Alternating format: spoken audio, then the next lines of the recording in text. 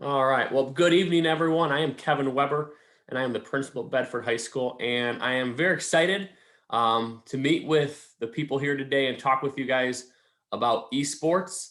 Full disclosure, when it comes to video games, um, I know very little. What I do know is I saw this as an incredible opportunity for our students. And so I wanted to get something going here for Bedford High School. And so I've been kind of watching this esports thing. I don't really know a ton about it. And so fortunately, we've got a couple sponsors and they're on today. We have Miss Taylor, who's going to be one of our sponsors, and I'll talk about her in a little bit. And then Mr. Lestrange as well. And so they're going to be our sponsors. And so esports is a brand new thing to Michigan. It was just officially made had a league formation this year. And so we're going to get started with esports program at Bedford. Our goal would be to have it as a club this year, have it as a club next year, and then in 2022, have enough data from student participation and the Play VS, which we'll talk about in a little bit, to actually turn this into a varsity sport. So those of you who would be joining would be the founding fathers and mothers of bringing something to Bedford High School. And so we will take some questions at the very end. I'm going to do my best to try to give you guys as much information. And so I imagine we got some students on there who are like Mr. Lestrange, who know all about video games, and they get all this and how this could be made into like a competitive thing.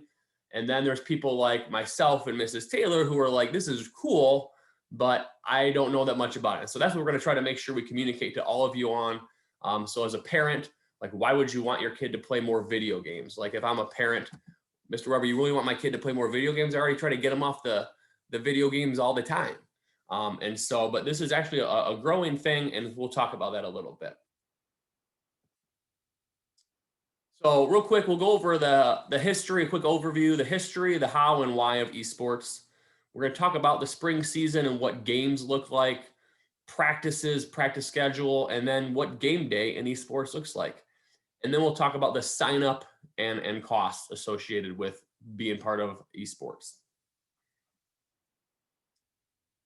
So it is a real thing, esports. And so what it really is a huge partnership. And so what you have right here is Play VS. So Play VS is a company, and they've done a lot of the creating the rules and the stats and the etiquette, as well as the networking with the games to allow all this to occur. And Play VS partnered, kind of pitched their information to the National Federation of High School Sports. And so the National Federation of High School Sports, that's a big deal. That is who determines how many minutes are played in a football game and the overtime rules and basketball and all of the sports from cheerleading to track. It's the National Federation of High School. And so they adopted Play VS as the official sports kind of vehicle. So I would say like Play VS is essentially like the SEC. Like we play in the Southeastern Conference in Michigan, and so they kind of adopted that system.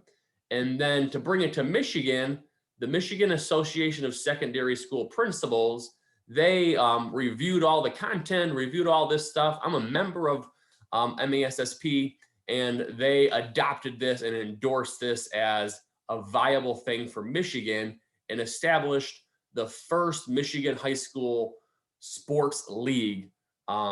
And so it's interesting we talk about league. There is a Michigan component to this and then our regional team. But when we talk about a regional team, it's everyone in the Eastern time zone. And so it could be students from Ohio, New York, Connecticut. And so that's our regional area. And so we'll talk about how that kind of works into gameplay. So well, as a parent, what I wanted you to know is this is not something that that we just willy-nilly decided to go and do.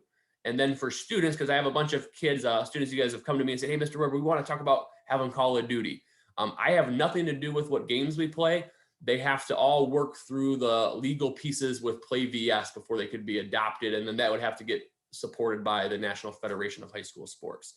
And sure, it's not going to be something that any one of us here could ever just decide. But as a parent, you're going to know that these things are extremely well vetted. So, what is esports? And this is very important. It's not to be confused with playing video games. Um, and for an analogy, I love metaphors. And most of us here have probably bowled. We've been bowling. And it's a good time, right? I can go with my nephews or my daughter, and we can go to the bowling alley and enjoy a nice evening. And so that's bowling. However, if I called myself a bowler, there are some people who would take offense to that because I grab a ball at the bowling alley and I throw it as straight as I can and try to knock down as many pins as possible. That's what bowling is to me. If you're a bowler, you might have probably multiple bowling balls and you would pay attention to oil patterns and you throw different balls. I once worked with a kid. I'm a really good bowler, and he had four bowling balls that he brought every time, and they were all about the lane condition.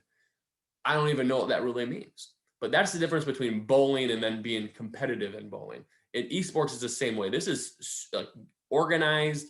They're gonna study themselves and analyze their game, play, and support each other and work together in a collaborative way to make their team the best.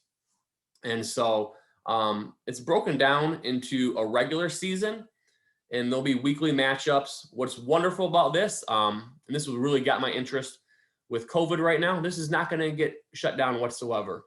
It can be virtual when we're normal. Games will be played like you see in that picture up here, with people all gathered around, and we will have parents watching in the school. But in the COVID era, we can continue to play. No shutdowns of this like we've seen with our winter sports. And there are state rankings. Our regular season goes through the regional piece, so you'll be playing students and teams from all across the Eastern time zone. And then based on that, you get ranked in the state, and then playoffs start. And that's where there's like one team from like Bedford High School for each game could emerge, and they go through a finals competition and towards a state championship for the state of Michigan. So that's what it would look like. If I'm a parent, first thing I want to know is what kind of games are we playing, right? And as a principal, sometimes being a principal, it's like you're like the fun police. You kind of view everything with a bit of a jaded lens and like what could go wrong with this. And so all the games that are adopted have to be rated everyone or teen. So there's not going to be anything that's inappropriate for our students. It's got a lot of great pieces as far as character development for students to be successful in this. It's not just I play my video game. It's going to be pushing each other, challenging each other to get better. I think of like cross country, and when 2 or 3 or 4 students are really good and how hard they push each other every time they practice. It's going to be the same kind of aspect in esports. It's great. There's no cuts involved in this sport. It's completely inclusive. It's actually the first varsity sport in the state of Michigan that is fully male and female. Like it doesn't matter. You can all play in the same lane. And then there's a lot of connection with STEM. And we'll talk about this a little bit, but esports is actually a growing trend. It's going on in colleges, and this is actually a career pathway now. If you're interested in game design and pieces like that, it's kind of like if I wanted to be in the NFL, but I never played high school football ever in my life, it might be kind of tough to get an NFL team or a college team to let me start coaching. And so this is really becoming like a true pathway to have students identify themselves as people who understand this, like what would make a good game. As I said, there's over 200 colleges now who have esports, and there's $15 million in scholarships. Honestly, that was the statistic when I saw that and read about like U of M having a program. I was like, well, we got to do this at Bedford High School. Got to find a way to get this started because our kids need that opportunity. And so you got a little picture there of what a game day. So I picture like what our auditorium, and there's our fans, and our students are playing just like they would. And it's a regular competition. And so all kinds of opportunities for us to do this. Of course, right in the COVID era, this won't be happening, but it's not going to stop any games. All right, so each of these games is going to essentially operate as like an independent little club. So esports would be like the big umbrella, but students would have the opportunity to play in different games or clubs. And so the three original ones were League of Legends, Rocket League, and Smite. And so you can see right here, they League of Legends plays 5 players, Rocket League is a 3-person team, and Smite is a 5-person. And then the two new ones into spring this year are Madden, which is trios, and then same thing with FIFA 21. So these are the 5 games slash clubs that are going to exist this year that students could be part of a team. A student could be on more than one team if they could devote the practice time and game day to it. We'll talk about that in a little bit. Students could play these games in conjunction with another sport if they're involved in a spring sport. We're going to treat this just like we would in another sport. They would have to sign a commitment form with both their varsity coach, like let's say they're on the baseball team or the track team, right? They would have to get a letter. So we have a little form that they sign with the track coach, and then Miss Taylor or Mr. Lestrange sign off. And the student essentially at that point is declaring what's their primary sport. And so if you were primarily a baseball player, you would never miss a baseball function for esports. If you were primarily an esports participant, you would never miss an esport thing for baseball. And so like a former football coach, I used to have a lot of football players. My kickers were often soccer players. They showed up on game day. Occasionally there'd be a conflict and they couldn't come to soccer or come to football because they were a soccer player first. And so you just have to, it's your choice on how you do that. But there is an opportunity with this. We'll talk about the practice schedule. It's very flexible. This has a lot of student leadership involved in it as far as like the practice schedule goes and the team formation. All right, so some key dates. We're going to really get kicked off here at the end of February, just with timing and getting things signed up with second semester. We're going to kind of enter the preseason late. Doesn't matter. We're going to get registered here at the end of February. So look for communication if you sign up in that last week of February. And that's when we're going to go ahead and get teams to start practicing and playing, getting familiar with logging in to play VS, to play the game. If you're a gamer, that probably makes sense to you. To me, that seems weird, but somehow you log in to play VS and then you start playing the game and it starts recording your data and ranking you and things like that. But the regular season actually starts in March. So all of February, all of March is when the games get going, the regular season. And then the postseason is May. And so everything really from March to May will be determining who goes into the postseason and where they're ranked at. All right, this is a really important piece to remember and think about as you think about signing up and committing to one. These are the game days and these are non-negotiable. If you are on League of Legends or FIFA, your game time is from 4 to 6 on Tuesdays. So in essence, a student couldn't do League of Legends and FIFA. I mean, like you could practice with someone for FIFA, but you couldn't do both. Wednesdays from 4 to 6 is Smite. And then on Thursdays, 4 to 6 is the Rocket League and Madden NFL. The rest of the week, so let's say you were playing Smite. Wednesday is your game day. The rest of the week is when you would organize with your team, I think Smite's a 5-person team. You would organize, have a practice schedule for the month. So you guys would know Wednesday is our game day, but they might practice Monday, Tuesdays, and Fridays, or Monday, Tuesdays, and Saturdays, right? Each team would set their own practice schedule. So they would practice and play together leading up to Wednesday kind of game day. And that would be the same kind of structure. So could a kid play again? Like could be on the Smite team and a Madden team? Yes, but they have to make sure all the practice schedules coincide in order to do that.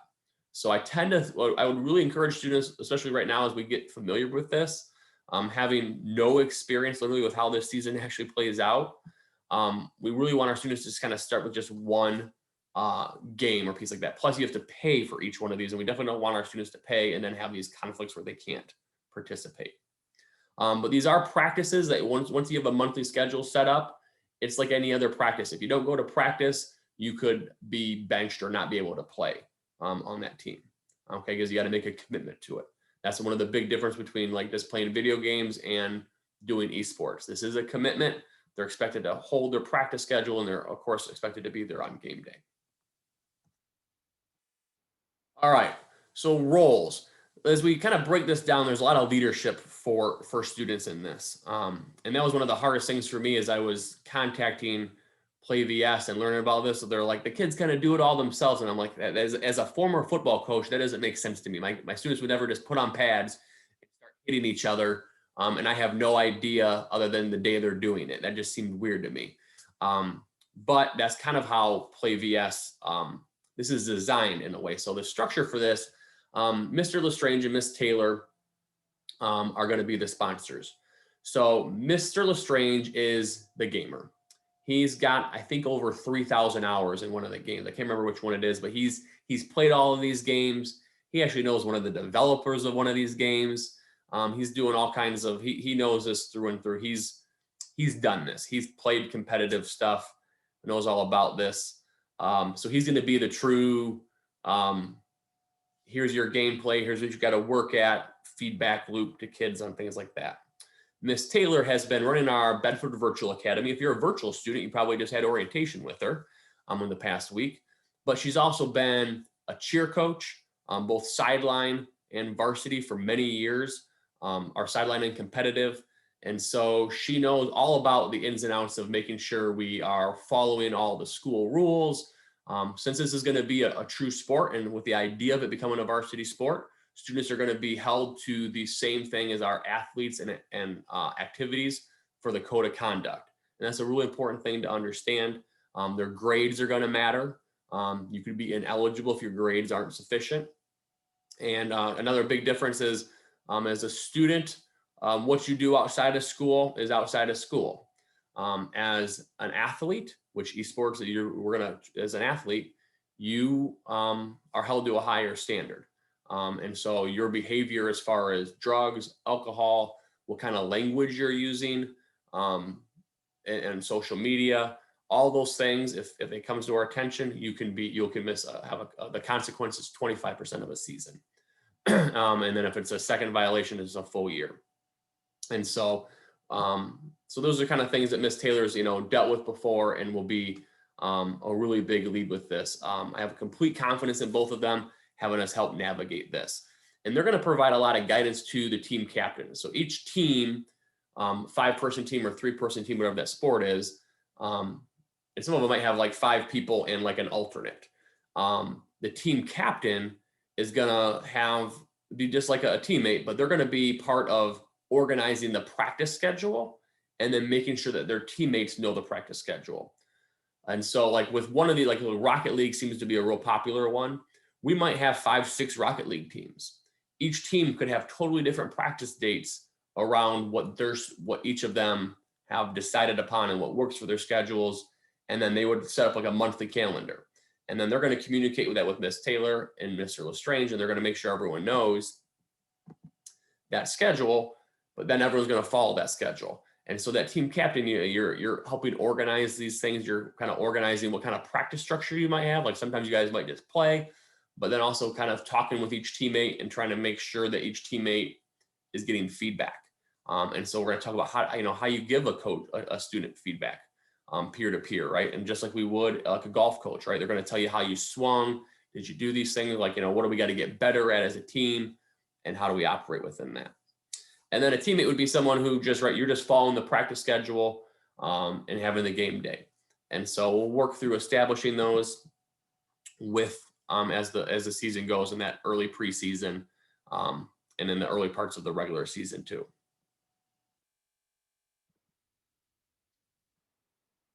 Some quick notes here. As I said, game day, you must be available. But this is an important thing, parents. If your students come to you and say they want to do esports, they need this brand new supercomputer with all these bells and whistle, that is not true. So if you're a student and you think you're going to hustle your parents into getting you a new supercomputer with ridiculous power, that is not needed. I don't even know what all this stuff is here, but you don't need this computer is what I do know. You just need the basic elements. These games are not overly taxing on a computer. Most PCs are able to do these things. All right, so sign up link if you want to. I got a little QR code. You can scan that with your phone right now. I did try it just to make sure it would work when I did a presentation, and that's the sign up link. And so what are you signing up for? And we'll walk through it in a minute here, but so here's the process. You sign up with esports, and when we see that you've signed up for esports, you're giving us permission to charge you $64 on my school bucks. And that's nothing that we keep at Bedford. That's what Play VS charges for every license that we have. Every student is a license. If you were to want to do two teams, which we're going to discourage, we're not prohibiting it, but we discourage students from doing that, you'd have to pay $64 twice or $128. Once we see that this fee's been paid on my school bucks, your coaches will send you through your My Bedford account, will send you an invitation for Play VS.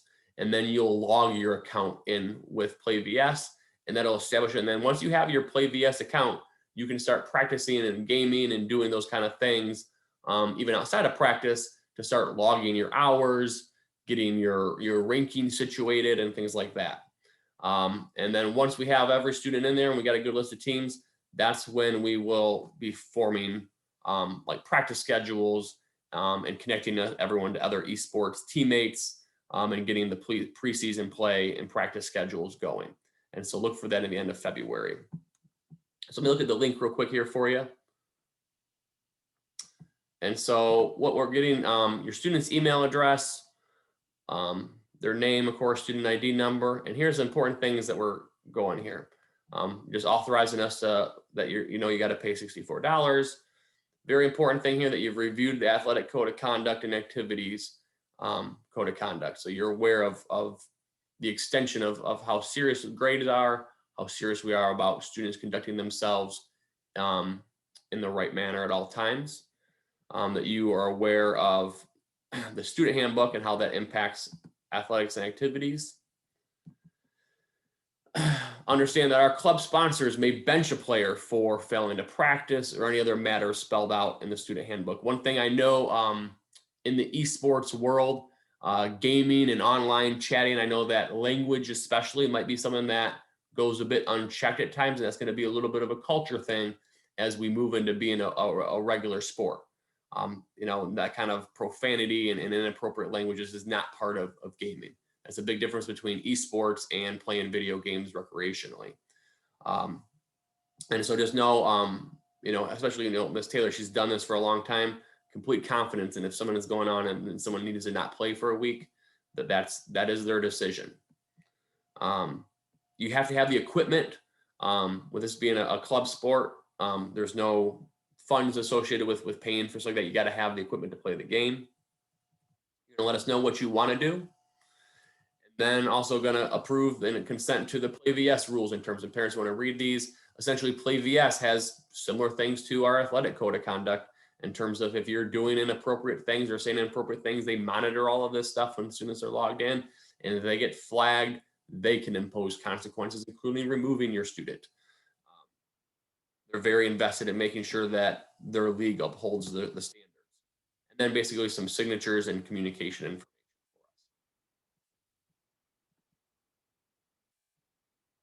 All right, I'm gonna stop the recording and then I'm gonna take some questions.